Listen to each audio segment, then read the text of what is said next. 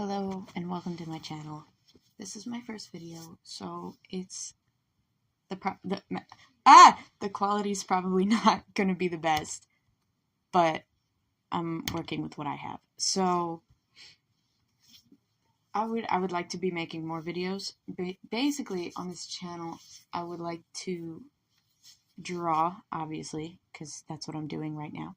And there are also a lot of things that I want to talk about, mainly in the scope of anime that I really like, or sometimes maybe video games. There are a couple video games I really like, but I'm more of an anime person. So maybe this can be something if you want to tune in every week. I'll try to put out a video on Sunday.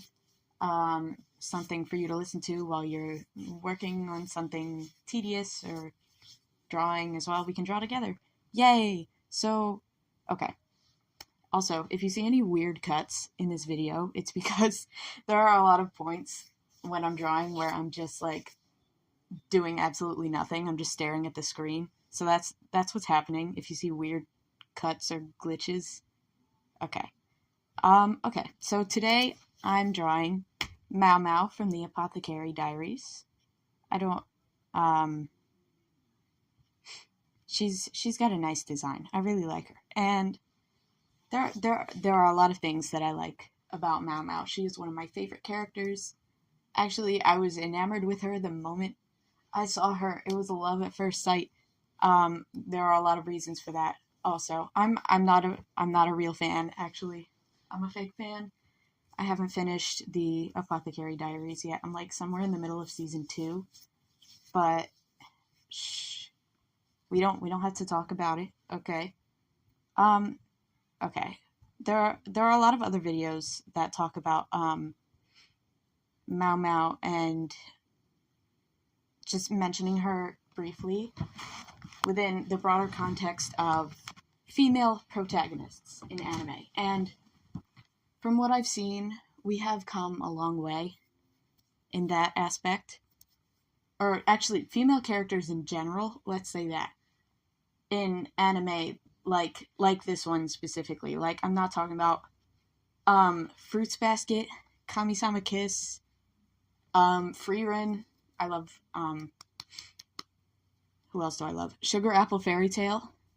Those are all the ones that I've seen. I haven't watched a ton of shows, but I feel like I have watched enough to I have watched enough to have a decent commentary. You know what I mean. You know what I mean. Like Bocchi the Rock. These are all shows that are geared towards whoever, like younger girls, right? Or in High School Host Club. You like younger girls, older women. Another one that with a great and amazing female protagonist. I've only seen season 1 of it. Psycho-Pass.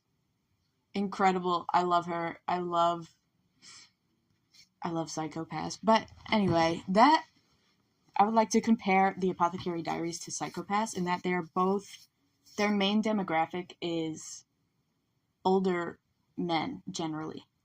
I think. So that's the interesting thing is this is really rare for you to see is first of all, a well-written, let alone incredible female protagonist in a show that is for men. Like, it's very interesting, the patterns.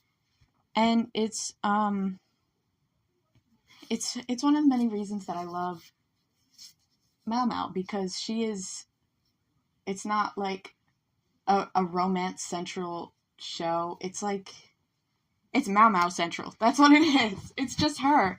And she's there. Okay, let's get on with it. Let's get on to the reasons that I love her so much. I have a long list of reasons here. Things I love about Maomao. She has a personality. And that's incredible. It's an incredible thing to see a woman with personality in anime. It's lovely. We don't get that a lot. I mean, listen, there are there are a lot of amazing female characters, but for one to be so central and so, well, obviously she's central, she's the main character, but you know what I mean. Just like, can you telepathically link with me for a second? Can you just like read my mind and know what I'm talking about? I feel like you get the idea. So she's just she's interesting, she's fun, she has her own little things. She has her poison addiction, whatever you call that. She's blunt. Did I say that already? She's like stoic in like the, not in like the I'm dark and mysterious kind of way, but she's stoic in the way that gives her like an air of sophistication. She's also very intelligent, which is obvious. That's like the main thing. She's intelligent though, and that's another thing. I absolutely love, me personally, I love protagonists whose main strength is problem solving. And that's really just a me thing. Like, there are a lot of protagonists that I love, but the ones that have stuck out to me the most are the ones who are like detective, like, I can think of a couple examples. I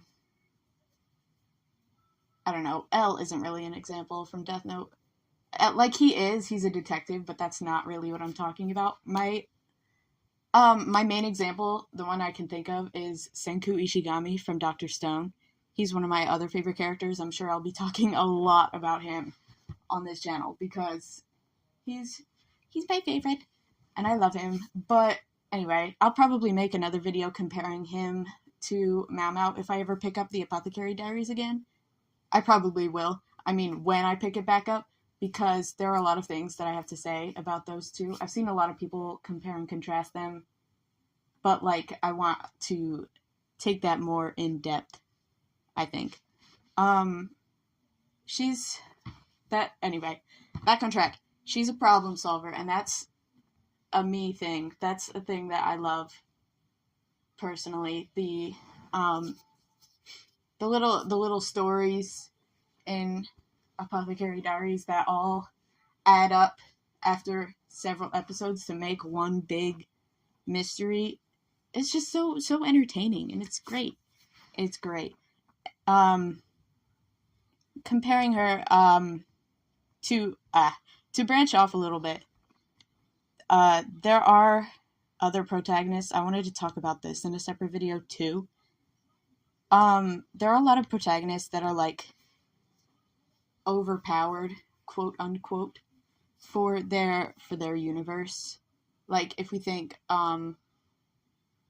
compared to, like, say your average shonen, like Deku or Tanjiro, or like, I don't know, who else? I'm like looking around at my posters to see. I don't know. I don't know. You know, you know what I'm talking about. They're like, they start at the bottom and they work their way, like, they're the underdogs from the beginning. I don't know. Yoichi Isagi. This is like mainly a shonen thing. This is not really like, it doesn't really apply to all the genres. It's mainly a shonen thing, and obviously the Apothecary Diaries isn't really a shonen, but this is something that I've noticed in other shonen. Like, let's go back to Senku. Let's think about Mob Psycho, right? Psyche K. Spy Family is one of them. Mashal. Another lesser known one might be Nanbaka. All these shows have protagonists that are good at whatever their thing is from the very start, right? And that's, also One Punch Man. That's like the most obvious example, because that's the whole plot, is that he's overpowered. But where was I going with this? That's a really good question. Oh, right. They're good at their main thing from the start. And I guess that kind of makes them like they're very gifted, but then where do you take you have to ask yourself, you have to add some kind of personality to your character, because where do you take something that's already at the top? You know? Like, it's there has to be something that your character needs to improve upon. And for characters like these, usually the main thing that drives the plot is their their own emotions, their relationships with other characters. It's like some kind of internal uh turmoil, whatever you want to call it. Some kind of internal conflict. And the thing about Maomao, there are hold on, let me think about this. Okay, I paused for a second so I could write some stuff down. Where was I? Okay. There's something interesting about that kind of plot when it comes to Maomao, because it's not as focused on that as it that emotional aspect as it would be in Mob Psycho or One Punch Man or whatever else. It's more like a situational thing where it's a lot of what's happening to her is just external kind of. It's not really coming from her. You know what I mean? Like, she's just affected by so many external factors that there's not really a lot of um not a lot of I guess that, like, she could have time, there is space, but she's just not engaging in a lot of like reflection. I guess that's really the weird way to put that, because I don't want to make it sound like she's not self-aware, but that's not what I'm saying. She just it's not There's not a lot of focus on that from the narrative perspective, but it is still kind of one of those stories because it's mostly about her relationships with people anyway. It's all those external factors that are coming to affect her and move the plot along. I don't know what I'm yapping about. It's okay though. Plot comes from I'm reading my notes. Oh, and then there's Jinshi. Okay, I am. He's very interesting because it's just there's not a lot. You don't see a lot of stories where the male lead is kind of like this background. He's the male lead, but he's also, there's not a lot of room for him there because Maomao is such a big personality, and she just, because it's about her. And he's also 100% okay with that. Like, he encourages that, and I love that about him. There's a lot. I feel like I would be speaking more confidently and saying something more cohesive if I had an actual script, but I literally have a Google Doc here with like half a page of bullet points. I have other videos planned with actual scripts, so those are going to be better. Just like, I promise, like, hang in there, bear with me, and I will bring you something to say. But it was just because I'm watching. No, it's because I'm drawing Maomao right now, so I wanted to talk about her. But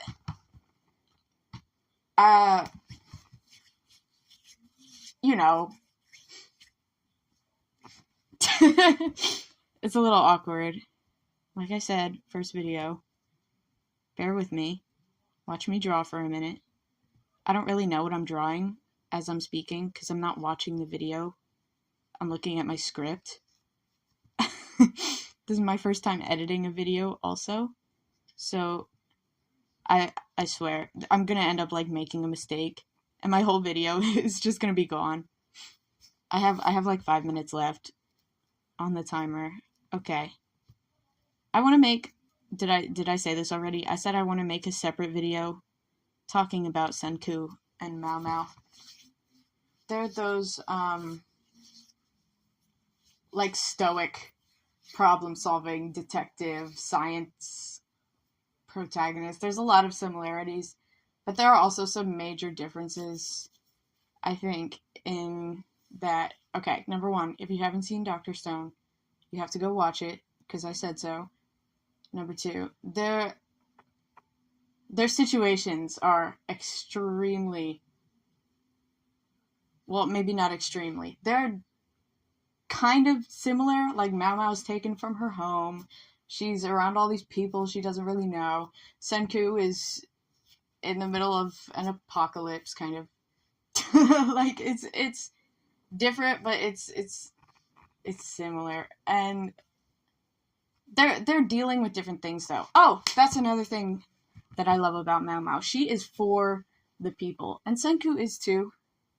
Don't get me wrong. That's a different story. I'll talk about that next time. But she's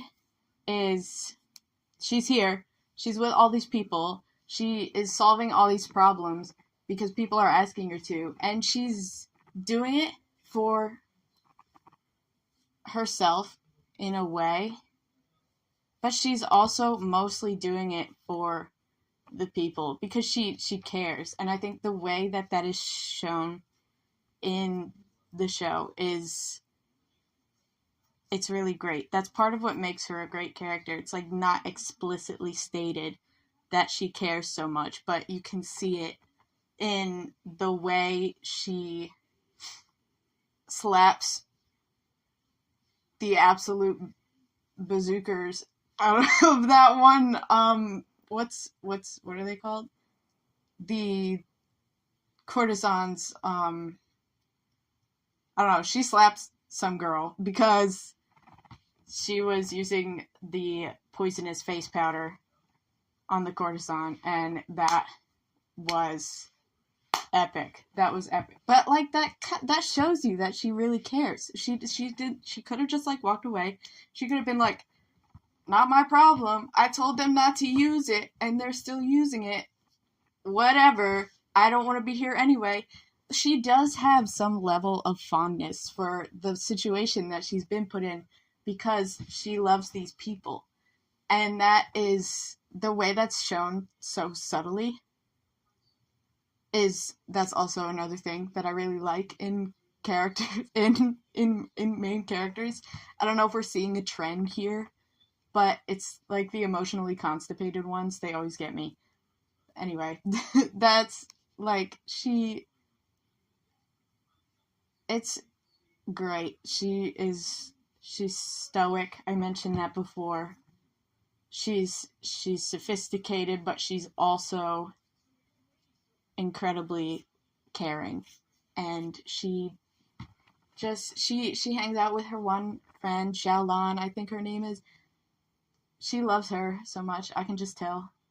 Okay, I can just tell. They're great. Those two are fabulous. Okay, I know I've been doing a lot of yapping. Like I said, it's gonna be more of a cohesive kind of actual argument next time. Anyway, I have a couple minutes. Thank you if you watched all the way up to this point. I just wanted to put myself out there since this is my first video.